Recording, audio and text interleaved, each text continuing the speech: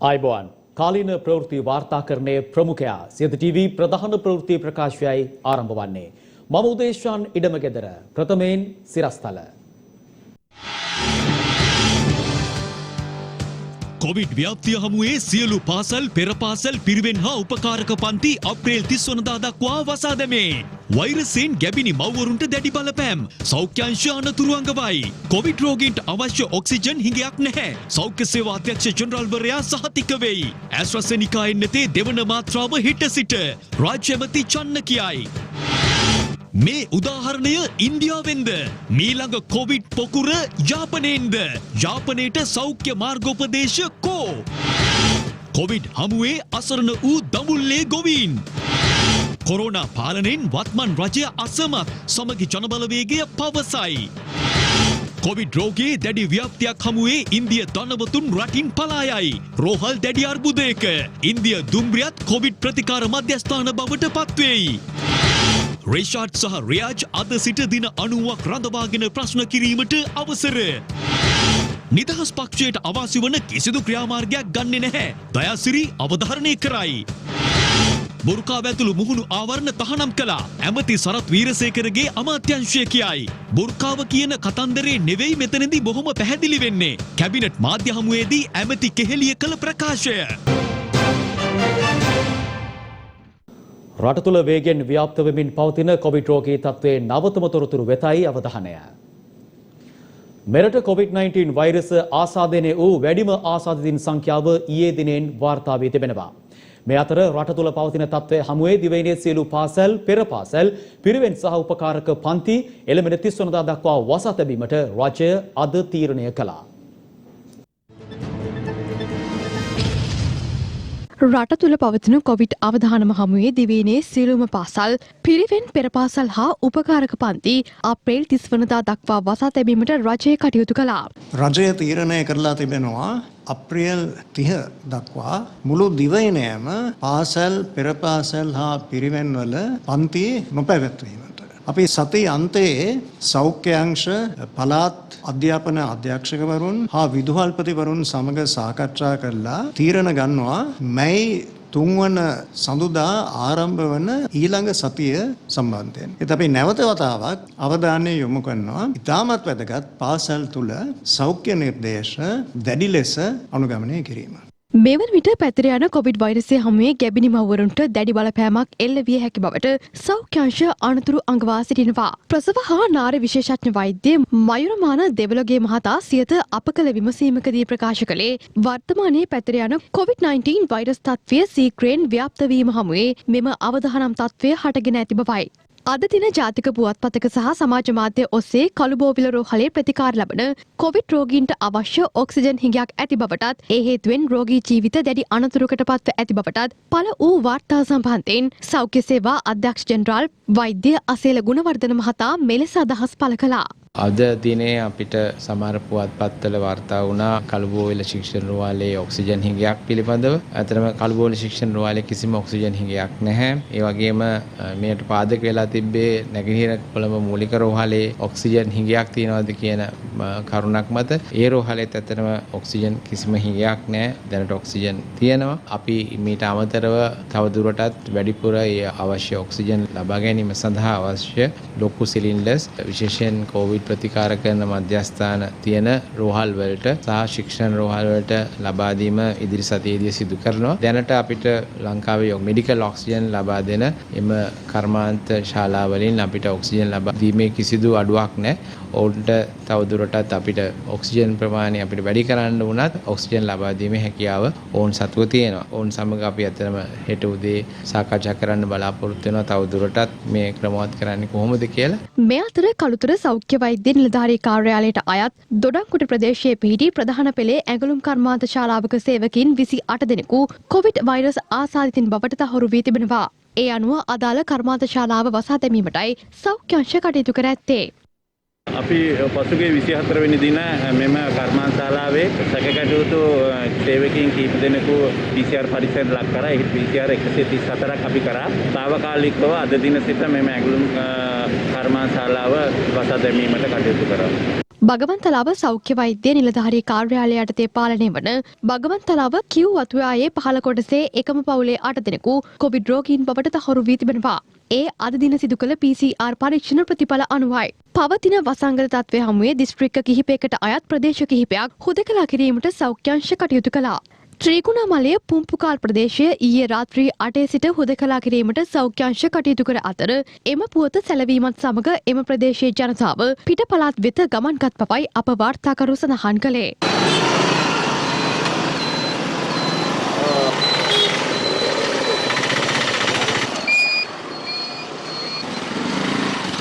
ඊයේ රාත්‍රී 8ට මෙම හුදකලා තත්ත්වයට පත්වෙනවා දැනගත් විගස මෙහි ජීවත් වන ජනතාවෙන් යම්කිසි ප්‍රමාණයක් මෙම ස්ථානයෙන් මෙම ගම්මානයෙන් වෙනත් ගම්මාන කරා පිටත් වූ ආකාරයක් අපට දක්නට ලැබුණා. යම් හේකින් මෙම ස්ථානයේ සිට පොලිස් නිලධාරීන් දෙදෙනෙකු හෝ සිටියා නම් මෙම ගම්මානයෙන් පිටතට යන ජනතාව වළක්වා ගැනීමේ හැකියාව තිබුණු බවයි අපට දක්නට ලැබුණේ. පවතින අවධානම් සහගත තත්ත්වයේ හමුවේ සෞඛ්‍යාංශ විසින් මෙලෙස සීමා පැන වූයේ වසංගත ව්‍යාප්තිය අවම කිරීම සඳහායි.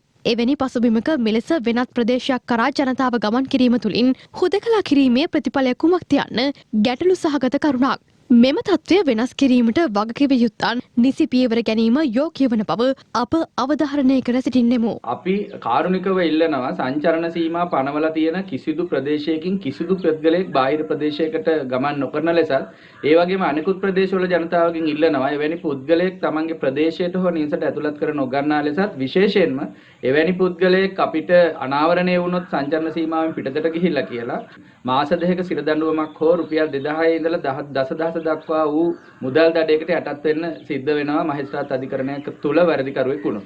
මේ අතර කොවිඩ් වසංගතයේ හමුවේ දඹුල්ල ආර්ථික මධ්‍යස්ථානය ඊයේ දින සිට වසා දැමුණා. ආර්ථික මධ්‍යස්ථානයේ වසා දැමීමත් සමග දඹුල්ල ප්‍රදේශයේ ඇතැම් ස්ථානවල ප්‍රධාන මාර්ග අසල වෙළඳුන් වෙළඳාම් කටයුතු සිදු කරන අයුරු අපට දක්නට ලැබුණා.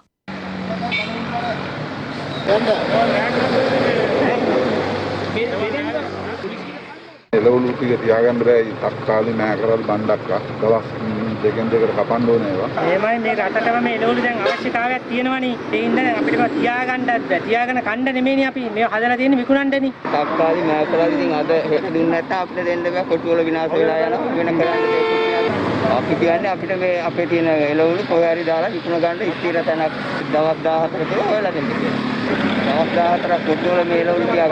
මේ අතර COVID-19 වෛරසය මර්ධනය කිරීම සඳහා ලබා දෙන ඔක්ස්ෆර්ඩ් ඇස්ට්‍රාසෙනිකා කොවිෂීල්ඩ් එනතේ දෙවන මාත්‍රාව හෙට සිට ලබා දෙන බව රාජ්‍ය අමාත්‍ය චන්න ජයසුමන මහතා ප්‍රකාශ කළා.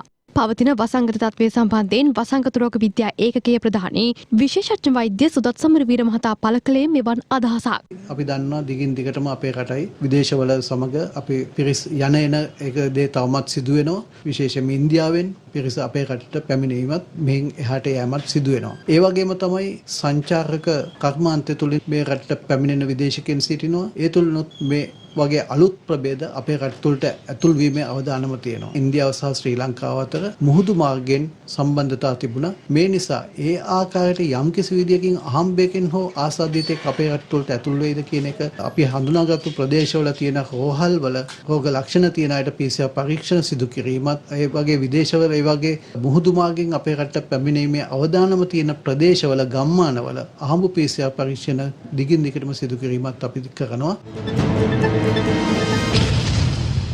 ගෝලීය කොවිඩ් වසංගත තත්ත්වයේ හමුවේ දැඩි බලපෑම් එල්ල වී ඇති ඉන්දියාව තුළ අඛණ්ඩව 6 වන දිනටත් දෛනිකව වාර්තා වන කොවිඩ් රෝගීන්ගේ සංඛ්‍යාව 3 ලක්ෂයේ සීමාව ඉක්මවා ගොස් තිබෙනවා. ඒ අනුව රට තුළ පවතින තත්ත්වයේ හමුවේ ප්‍රතිකාර කටයුතු සිදු කරන රෝහල් උපරිම ධාරිතාවයට පැමිණ ඇති අතර ඉන්දියානුවන්ට අත්ව ඇති ඉරණම බොහෝ ඛේදනීයයි. එවැනි වූ පසුබිමක එරට කොවිඩ් රෝගීන්ට ප්‍රතිකාර කිරීම සඳහා ඉන්දියානු දුම්රිය සේවය විසින් දුම්රිය 21ක් කොවිඩ් ප්‍රතිකාර මධ්‍යස්ථාන බවට පරිවර්තනය කර ඇති බවයි විදේශ මාධ්‍ය වාර්තා කරන්නේ. මේ අතර ඉන්දියාවේ පවතින කොවිඩ් අවධානමත් සමග එරට ධනවතුන් සිය පෞද්ගලික ජෙට් යානා මගින් රටින් පලා යමින් සිටින බව ඇතැම් ජාත්‍යන්තර මාධ්‍ය වාර්තා කර තිබෙනවා.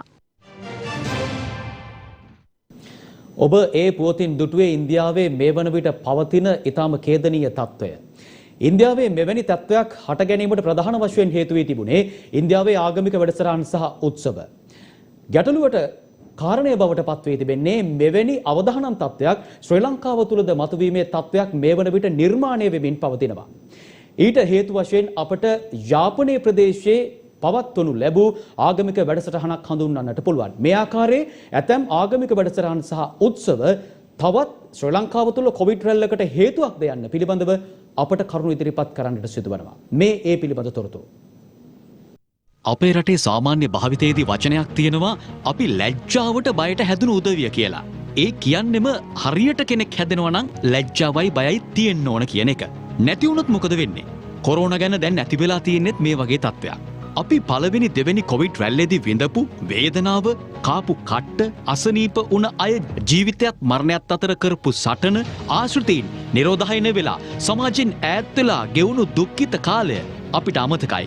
බොහෝ දෙනෙකුට ලැජ්ජාවක් නැහැ, බයක් නැහැ.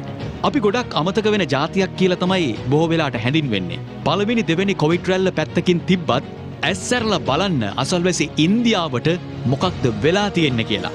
අපේ අය ඇහුවේ ඔක්සිජන් කන්නද නාන්නද කියලානේ. කොවිඩ් ගැන බය නොවුනොත් ගණන් ගත්තේ නැත්තම් ඉන්දියාවේ අද ඔක්සිජන් බෝතලයක් එනකම් මේ රෝල් කරගෙන යන වේගය මත ජීවිත 100 ගණනකගේ ජීවත් වීම තීරණය වෙලා තියෙනවා කියලා ඔබ දන්නවද? ඔවුන් Tamanගේ සමීපතමයින් මව, පියා, බිරිඳ, දරුවන් වෙන්න පුළුවන් රැකගන්න මේ ඔක්සිජන් බෝතලය වේගෙන් තල්ලු කරගෙන යනවා. ඒ අද පැතිරීගෙන යන කොරෝනා වෛරසයේ භයානකත්වය ලෝකයට පෙන්වන ඊටම සංවේදී වූ දර්ශනයක්. ජාති ආගම් කුල පක්ෂ බෙහෙද අපිට කිසිම දෙයක් නැහැ. අපි සාධාරණය සහ ඇත්ත වාර්තා කරන්නේ.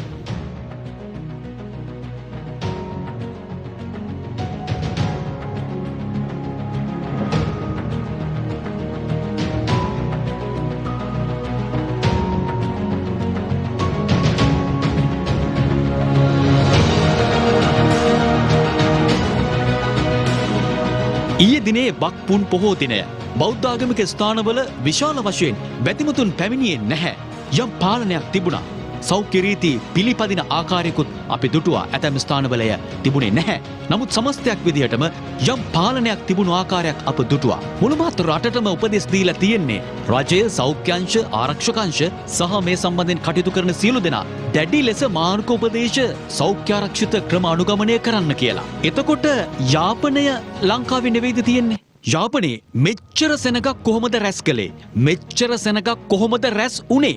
අපි ඔබට මේ පෙන්වන්නේ යාපනයේ වන්නාර්පන්නේහි නචිමාර් කෝවිලේ පැවති උත්සවය. ඉන්දියාවේ කොවිඩ් ව්‍යාප්තියට ප්‍රධාන හේතු දෙකයි. කුම්භමේලා උත්සවය ඇතුළු ආගමික උත්සව සහ මැතිවරණ ප්‍රචාරක රැලි. බලන්න යාපනයේ මේ ආගමික උත්සවයේ ජනතාවගේ හැසිරීම සහ ඉන්දියාවේ කොවිඩ් මාරාන්තික රැල්ලක් ගෙන දීමට හේතු සාධක වූ ඉන්දියාවේ ආගමික උත්සවයි අතර තියෙන වෙනස මොකක්ද කියලා. ජනතාව මේ විදිහට නම් හැසිරෙන්නේ ලැජ්ජාවක්, බයක් නැත්තම් හෙට දවසේ කියන්න එපා. ඔක්සිජන් ඉවරයි. රටේ රෝහල් වල ශල්‍යාගාර ඇඳන් පිරිලා, රෝහල් පිරී ඉතිරිලා ගිහිල්ලා කියන කතාව. මේව කරන්න ඉඩ දීලා බලාගෙන ඉන්න රාජ්‍යාංශය, සෞඛ්‍ය ඇතුළු මේ සම්බන්ධයෙන් කටයුතු කරන සියලු නිලධාරීන් මෙහි වරද 100% ජනතාවටම පවරන්න එපා. ඔබට පවරන්නත් බෑ.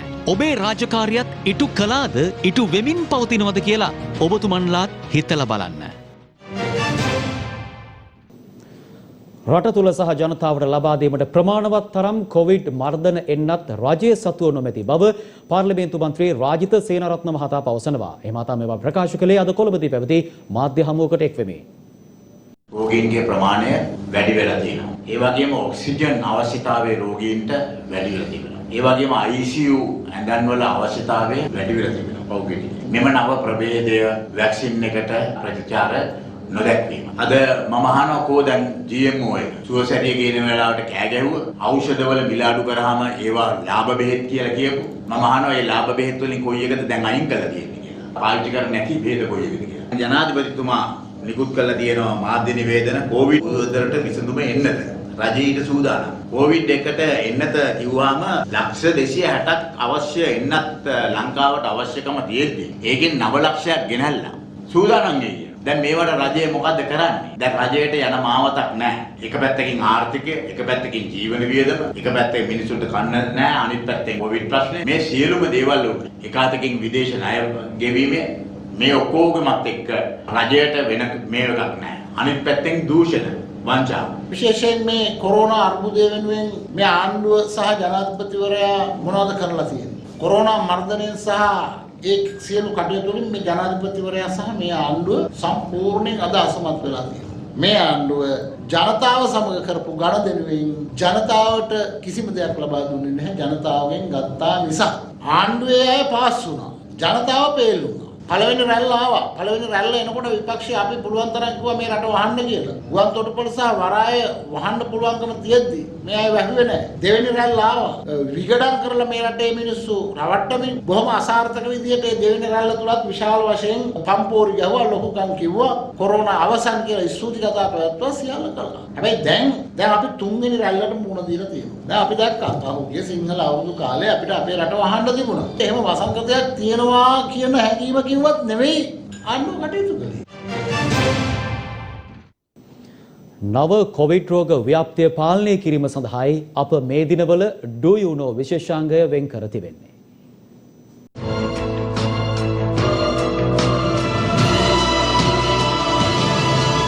Do You Know?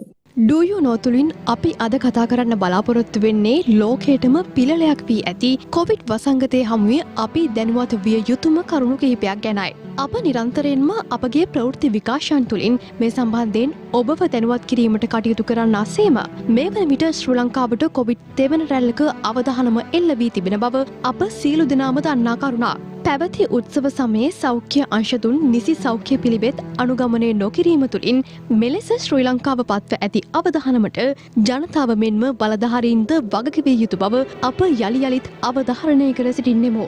පෙර පැවති කොවිඩ් අවධානමට වඩා රට තුළ පැතිර යමින් පවතින කොවිඩ් තෙවන රැල්ල මේ වන විට රට තුළ සිටින සියලු පුද්ගලයන්ගේ ජීවිත අවධානමට ලක් කර අවසන්. මෙහිදී මෙම වෛරසයේ බලපෑම ඍජුවම පෙනහළුවලට බලපාන අතර එය නියුමෝනියා තත්ත්වයකට පත්වීම මෙහි දරුණු රෝග ලක්ෂණ ලෙසයි සඳහන් වන්නේ.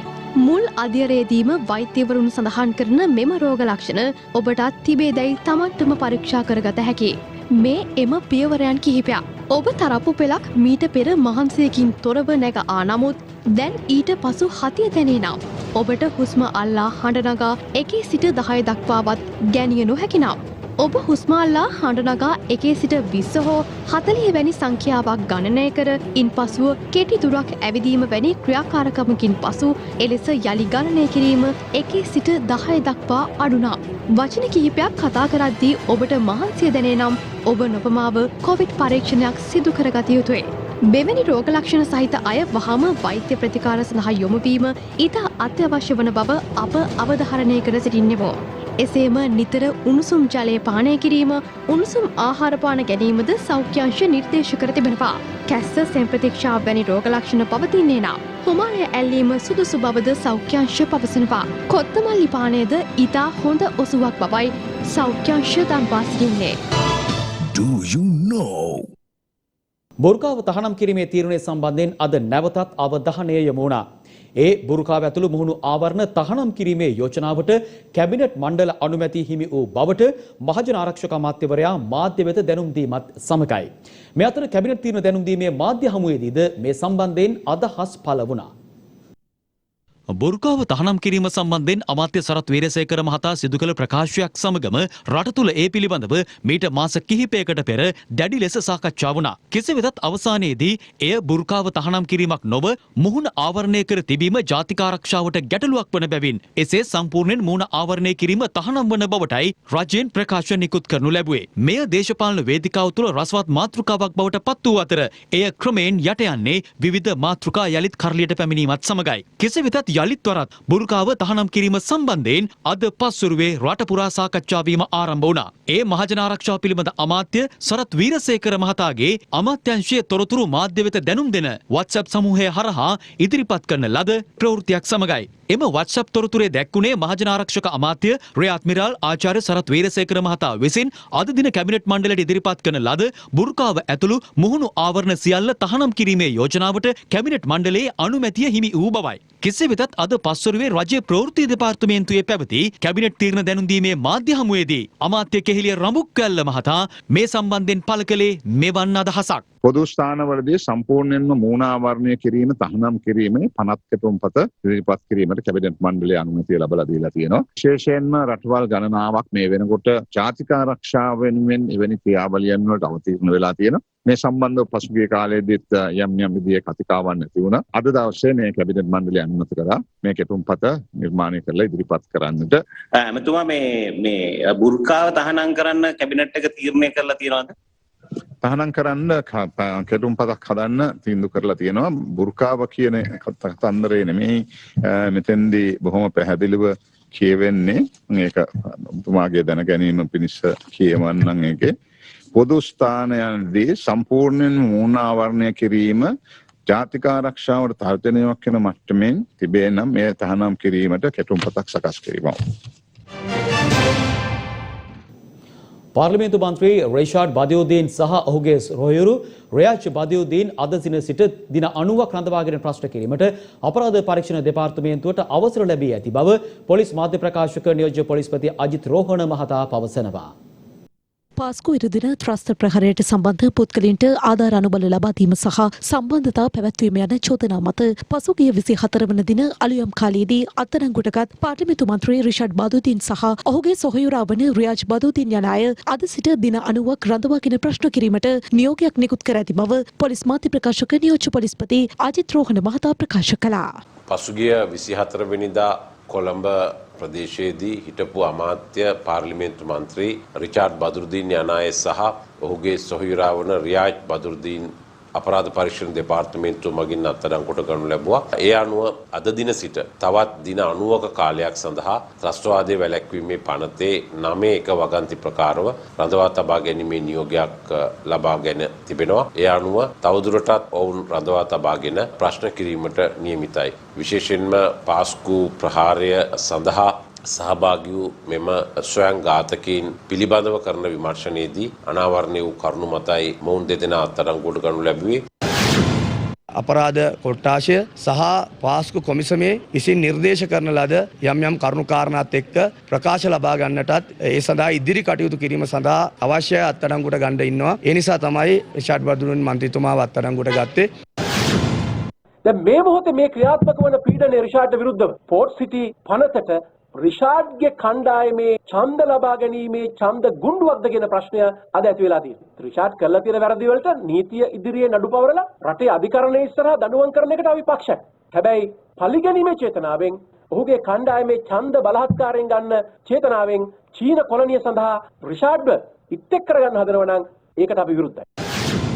රිෂාඩ් බදියුදීන්ද එක්ස්ද වයිද කියලා අපිට අදාළ නැහැ. ඔරලෝසු වෙලාව කීයද කියලා කිසිසේත්ම අදාළ නැහැ. පාස්කු ප්‍රහාරය සම්බන්ධව මේ රටේ මිනිස්සු යුක්ති ඉල්ලා සිටිනවා. ඊට යුක්ති ඉල්ලා සිටීම වෙනුවෙන් ගත යුතු ඕනෑම නිර්භීත තීරණයක් ගන්නවා. ඒකේ දේශපාලන වාසි තියෙන්න පුළුවන්, අවාසි තියෙන්න පුළුවන්. දැන් රිෂාඩ් බදුරුදීන් හිටපු අමාත්‍යවරයා අත්අඩංගුවට ගැනීම පිළිබඳ අපිට ලොකු ගැටලුවක් තියෙනවා. මොකද මේ සිද්ධිය සිදු වුණේ අවුරුදු දෙකකට කලින්. ඒ වගේම අපිට ලොකු සැකයක් තියෙනවා මේ මහා මොලකරු ආණ්ඩුව ඇතුලේ හින්දා මේ රිෂාඩ් බදුරුදීන් අමාත්‍යවරයා අත්අඩංගුවට ගත්තාම යම් සමාජයේ කොටසක් සතුටු වෙනවා. අපි දැක්කා යහපාලන ආණ්ඩුව කාලේදී අසාස්වාලි සහ ඒ වගේම රිෂාඩ් බදුරුදීන් ඇමතිවරයා වනාත විල්ලුවේ එදා සහරාංගේ කඳවුර වැටලීමේදී යම් අය අත්අඩංගුවට ගන්න අවස්ථාවේදී ඒකට බලපෑම් කරයි කියලා. ඒ වගේ මේ වගේ නොයෙකුත් තොරතුරු ලැබිලා තියෙනවා. මං හිතන්නේ නෑ දේශපාලන පල්ලි ගැනීමකට මේක කරනවායි කියලා. ඒක අපි කිසිසේත්ම අනුමත කරන්නේ නැහැ. ජනතාවගේ ප්‍රජාතන්ත්‍රවාදී අයිතීන් ආරක්ෂා කරන රටක් නිර්මාණය කිරීමට අද පැවති රාජ්‍යතාන්ත්‍රික සාකච්ඡා ඉවහල් වනු ඇති බවට තමන් විශ්වාස කරන බව විපක්ෂ නායක සජිත් ප්‍රේමදාස මහතා පවසනවා. විපක්ෂ නායකවරයා සහභාගී වූ රාජතාන්ත්‍රික හමුවකින් අනතුරුව මාධ්‍ය වෙත අදහස් දක්වමින් ඔහු මේ බව පැවසුවා. යුරෝපා සංගමේ තානාපති, ප්‍රංශ තානාපති, ජර්මන් තානාපති, රොමේනියානු තානාපති සහ ඉතාලි තානාපතිනිය යන රාජ්‍ය තාන්ත්‍රික නිලධාරීන් සහ විපක්ෂ නායක සජිත් ප්‍රේමදාස මහතා අතර විශේෂ හමුවක් අද පෙරවරුවේ විපක්ෂ නායක කාර්යාලයේදී පැවැත්වුණා. වර්තමානයේ පවත්නා කොරෝනා ව්‍යසනය අභියස ලෝකයේ මුහුණ දී සිටින අර්බුදකාරී තත්ත්වයත් ඊට සමගාමීව ශ්‍රී ලංකාව එයට මුහුණ දී සිටින තත්ත්වයත් පිළිබඳව මෙහිදී විශේෂ අවධානයක් යොමු වුණා. මෙම ව්‍යසනයේ කළමනාකරණයේදී ඇති වී තිබෙන දුර්වලතා පිළිබඳවද මෙම සාකච්ඡා අතරතුරදී අවධානය යොමු කරනු ලැබුවා. ආණ්ඩුව විසින් දියත් කොට ඇති මර්ධනකාරී වැඩපිළිවෙල සම්බන්ධයෙන්ද මෙහිදී විශේෂ අවධානයක් යොමු වූ අතර විපක්ෂයේ සහ සමගි ජන බලවේගයේ ලෙස ඊට මුහුණ දෙන ආකාරය පිළිබඳවද සාකච්ඡා කරනු ලැබුවා.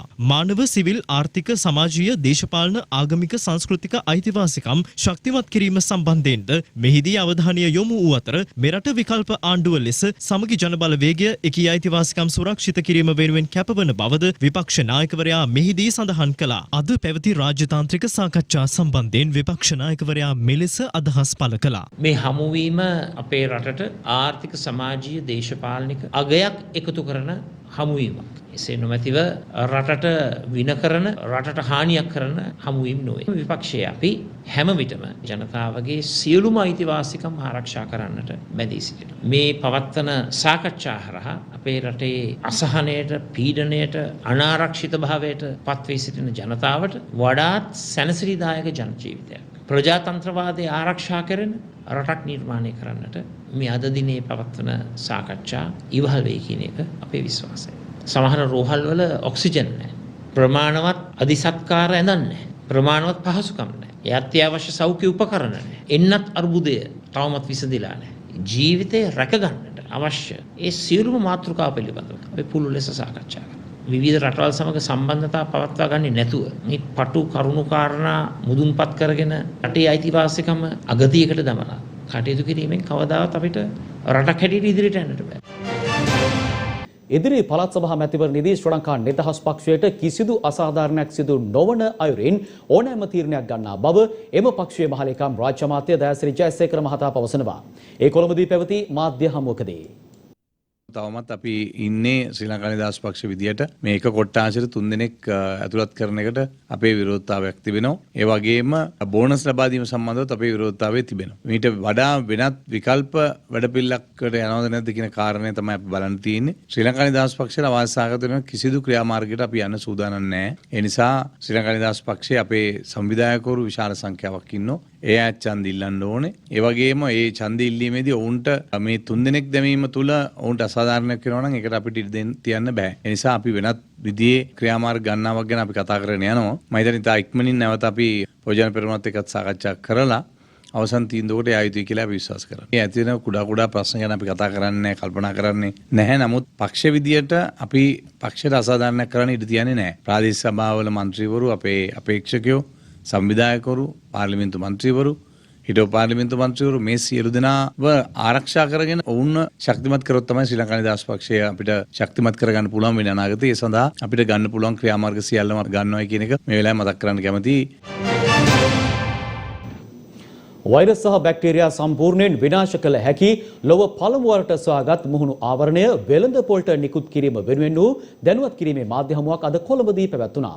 ඒ අමාත්‍ය බන්දුල ගුණවර්ධන මහතාගේ ප්‍රධානත්වයේ රාජ්‍ය වාණිජ්‍ය විවිධ නීතිගත සංස්ථා විසින් බෙදාරන මේ වෛරස් සහ විස බීජ නාශක 25 වතාවක් සෝද නැවත පරිභෝජනය කළ හැකි සාමාන්‍යයෙන් මාස 2ක් 3ක් වැනි කාලයක් පුද්ගලයෙකුට පරිභෝජනය කළ හැකි මෙම මුහුණු ආවරණය අපි ඊටාම සාධාරණ මිල ක්‍රමයක් අනුගමනය කළා රුපියල් 200කට තමයි මිල නියම කරලා තිබෙන්නේ. රාජ්‍යාංශයට අධ්‍යාපන සෞඛ්‍ය ආරක්ෂක අංශ යනාදියට රාජ්‍ය වාණිජ්‍ය විවිධ නීතිගත සංස්ථාවෙන් ලබා ගැනීමේදී තවත් 200 නුත් විශාල වට්ටමක් ලබා දෙන්න බලාපොරොත්තු වෙනවා. රුපියල් 200 සිල්ලර මිලට ලංකාව පුරාම සතොස වෙළඳසැල් මගින් මේ මුහුණු ආවරණය හෙට දිනේ සිට ලබා ගන්න කටයුතු සතොස විසින් සකස් කරලා තිබෙනවා. ඒ නිසා රාජ්‍ය වාණිජ්‍ය විවිධ නීතිගත සංස්ථාවෙන් පුද්ගලිකාංශයේ ව්‍යාපාර ආයතන වලට උනත් තොග වශයෙන් මිලදී ගන්න පුළුවන්. අපේ ප්‍රධාන ඉලක්කය අරමුණ ජාත්‍යන්තර වෙළඳ පොළට යොමු වීම උපනයනය සඳහා. ඒ සඳහා මේ මුහුණු ආවරණයේ ප්‍රථම වතාවට සොයාගත් දෙයක් නිසා එහි පවතින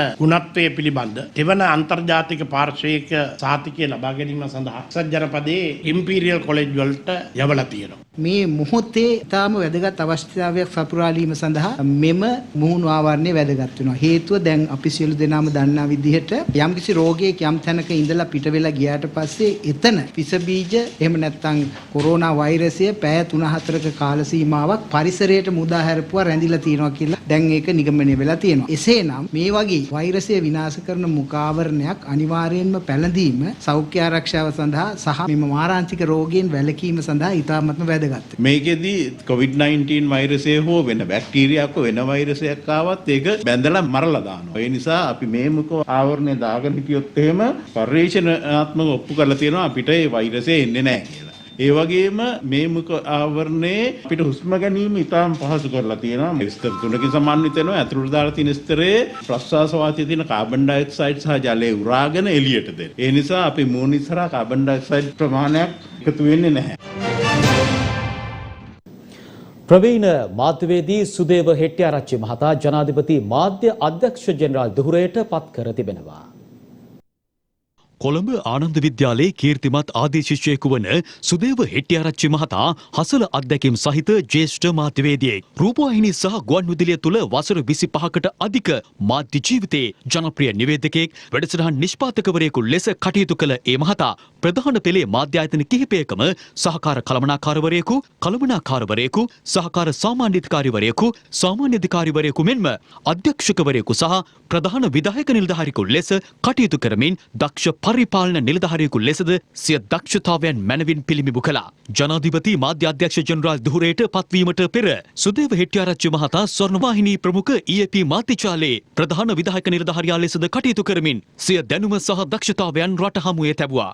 නව ජනාධිපති මාධ්‍ය අධ්‍යක්ෂ ජෙනරාල් ලෙස සුදේව හෙට්ටිආරච්චි මහතා අද ජනාධිපති ගෝඨාභය රාජපක්ෂ මහතා අතින් ජනාධිපති කාර්යාලයේදී සිය පත්වීම් ලිපිය බහරගත්තා. ඒ අනුව නව ජනාධිපති මාධ්‍ය අධ්‍යක්ෂ ජෙනරාල් ප්‍රවීණ මාධ්‍යවේදී සුදේව හෙට්ටිආරච්චි මහතා ඉදිරියේදී සිය ධුරයේ වැඩ බහර ගැනීමට නියමිතයි. ජනාධිපති මාධ්‍ය අධ්‍යක්ෂ ජෙනරාල් ධුරයට පත් වූ ප්‍රවීණ මාධ්‍යවේදී සුදේව හෙට්ටිආරච්චි මහතාට වොයිස් ඔෆ් ඒෂියා මාධ්‍යජාලයේ උණුසුම් සුබ පැතුම්. මහියංගනය සහ මිනිපේ ප්‍රදේශයේ ජනතාවට මහත් තර්ජනයක් වූ වන අලි පලවා හැරීම සඳහා මේ වන විට වනජීවී නිලධාරීන් කටයුතු කරමින් සිටින බවට අපට තොරතුරු වාර්තා වුණා. එමෙන්ම පොළොන්නරුව සිරිපුර පල්ලේගම ගම්මානයට පැමිණි වනාලියෙකු අනාරක්ෂිත වගාලින්දකට වැටීමෙන් මිය ගොස් තිබෙනවා. වසර ගණනාවක සිට මහියංගනය සහ මිනිපේ යන ප්‍රදේශවලට පැවති උග්‍ර වනාලි තර්ජනයට විසඳුම් ඉල්ලමින් එම ප්‍රදේශවල ජනතාව ගෙවුණු දින කිහිපය තුළදී විරෝධතාවයන්හි නිරත වුණා. ඒ අනුව මෙලෙස වසර 10ක පමණ සිට මහවැලිගඟ සිය වාසස්ථානයේ බවට පත්කරගත් වනාලි රංචුව පලවා හැරීම සඳහා මෙවැනි විට වනජීවී දෙපාර්තමේන්තුව විසින් දින 10ක මෙහෙයුමක් ආරම්භ කර තිබෙනවා.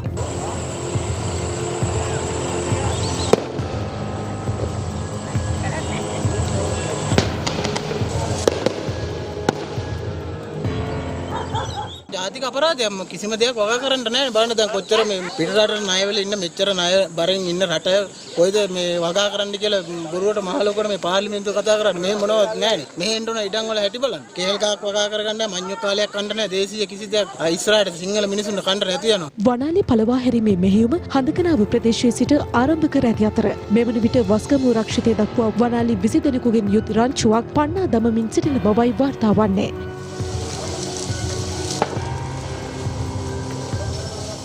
මේ වෙනකොට වනජීවී මිනිපේ වනජීවී කලාපේ නිලධාරිය ඇතුළු ගම්වාසික එකතු වෙලා රන්දේගල ඉඳලා කෙලින්ම වස්කමුව දක්වාම මේ දවස් 10ක මෙහෙයුමක එතන විශාල පිරිසක් ගම්වාසී උදව් කරනවා අපිට මේ වෙලාවේ අතරම මාධ්‍යයක් හැටියට මේ කරුණු කාරණා මහියංග ප්‍රදේශයේ මිනිස්සු වෙනුවෙන් මේක රජයට කියලා මාධ්‍ය හරහා ලොකු සේවාවක් කරයි කියන කාරණේ මේ වෙලාවේ අපි සිහිපත් කරන එකට මුලින්ම මොදලා සිහිපත් කරන මේ වැඩසටහන අපිට සම්මත කරලා දෙන්න යතුන හැමදේනාටම අපි මේ වෙලාවේ වනජීවී අමාත්‍යාංශ සහ අදාළ නිලධාරී හැමදේනාටම අපි සිදුවම් කරමු.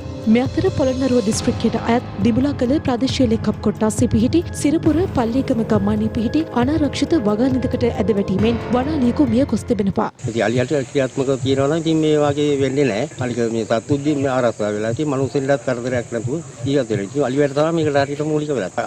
අද වුණත් මේ සිද්ධිය වුණත් මේ අලියට හරියට තිබ්බනම් මේක මේ සිද්ධිය වෙන්නේ නැහැ. මේ ජීවිතත් විනාශ වෙලා සතුන්ගේ ජීවිතත් දැන් මේ වෙන විනාශ වෙලා තියෙනවා. ඉතින් අපි බලධාරීන් ඉල්ලා සිටින්නේ. ඉතින් මේ අලියටට හරිය විසඳුමක් ලබා දෙන්න කියලා ඉල්ලීම තමයි කරන්නේ. එමෙන්ම මෙම දිස්ත්‍රික්කයට අයත් මින්නේරිය ජාතික වනෝද්‍යානය තුළ මද්දකට හසු සිටි වනාලියෙකුගේ මද්ද ඉවත් කර එම වනාලියට ප්‍රතිකාර කිරීමට ගිරිතලයේ වනජීවී පශු වෛද්‍ය ඒකකයේ නිලධාරීන් කටයුතු කර තිබෙනවා.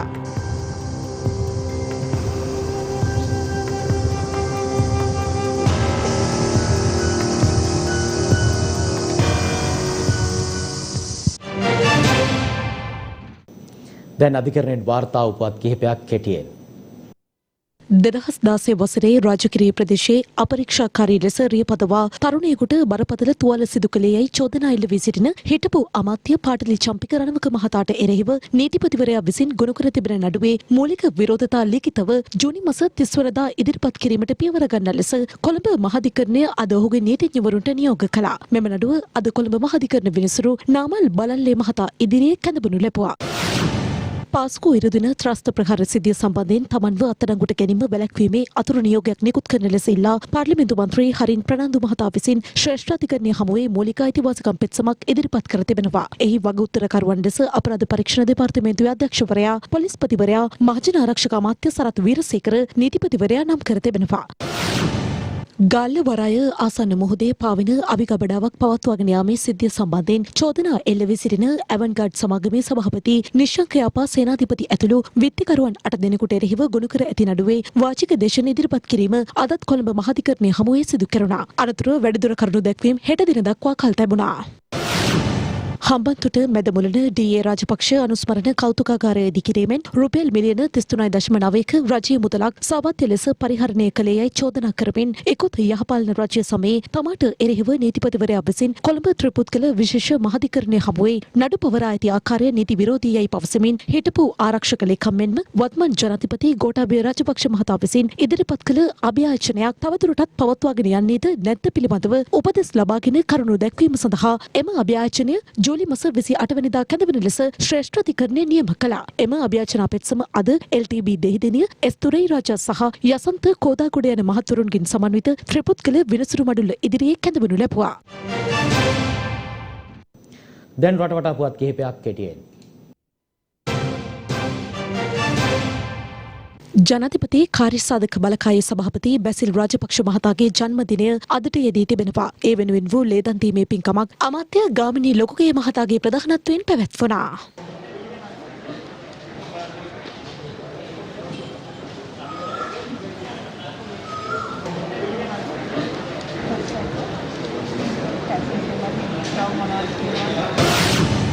ලියෝ දිස්ත්‍රික්ක 306 කොළඹ නයිට්ස් ලියෝ සමාජය විසින් සංවිධානය කළ සවිය බහුවිධ සේවා ව්‍යාපෘතිය පසුගිය අප්‍රේල් මාස 24 සහ 25 යන දෙදින තුළදී මීමුරේ කයිකාවල කනිෂ්ඨ විද්‍යාලයේදී සාර්ථක ලෙස පැවැත්වුණා. දිරිමත් හදවත් සවිමත් කරන්නට අත්වැලක් සැපීම අරමුණු කරගනිමින් මෙම සමාජ සත්කාර වැඩසටහන කොළඹ නයිට්ස් ලියෝ සමාජය විසින් සංවිධානය කර තිබුණා.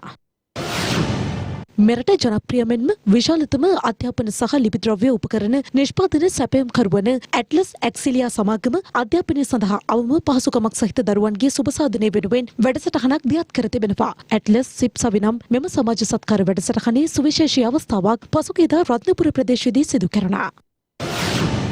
අනුරාධපුර අපරාධ විමර්ශන කොට්ටාසයට ලද තොරතුරක් මත අනුරාධපුර කීරික්කුලම ප්‍රදේශයේදී යතුරු පැදියකින් මද්‍රව්‍ය ප්‍රවාහනය කරන බවට ලද තොරතුරක් මත යතුරු පැදියක් නවතා පරීක්ෂා කිරීමට යාමේදී යතුරු පැදිකරු යතුරු පැදිය දමා පලා ගොස් තිබෙනවා. අනතුරුව අදාළ යතුරු පැදිය පොලිසිය විසින් පරීක්ෂා කිරීමේදී එහි තිබී හෙරොයින් මද්‍රව්‍ය ග්‍රෑම් 10යි මිලිග්‍රෑම් 560ක් සහ ගංජා ග්‍රෑම් 8ක් සොයාගත් බවයි පොලිසිය සඳහන් කළේ.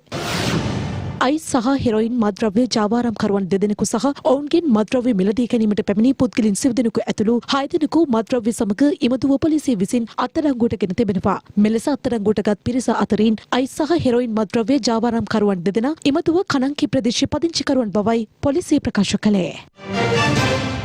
වතු කම්කරුවන්ගේ දෛනික මූලික වැටුප රුපියල් 10 දක්වා ඉහළ දැමීමට රජය මාර්තු මාස පළමු වනදා සිට පියවර ගත්තා.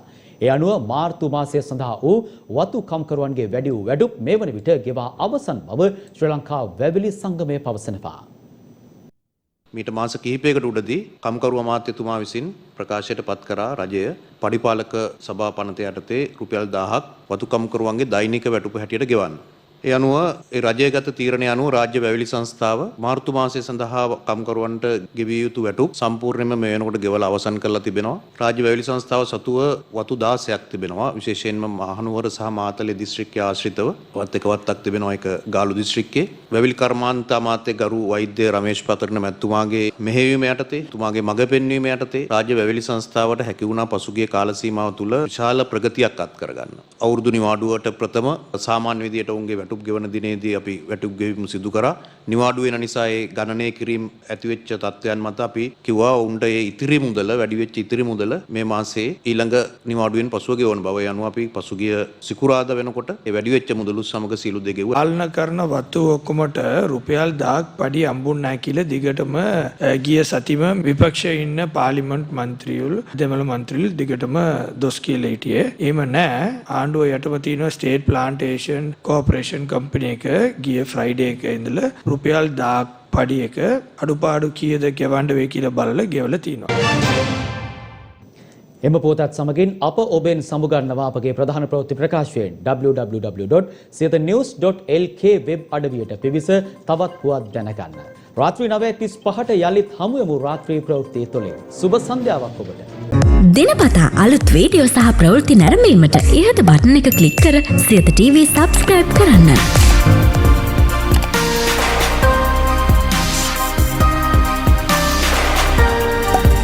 අලුත් වීඩියෝ ගැන මුලින්ම දැනගන්න මෙම සීනුව ක්ලික් කරන්න.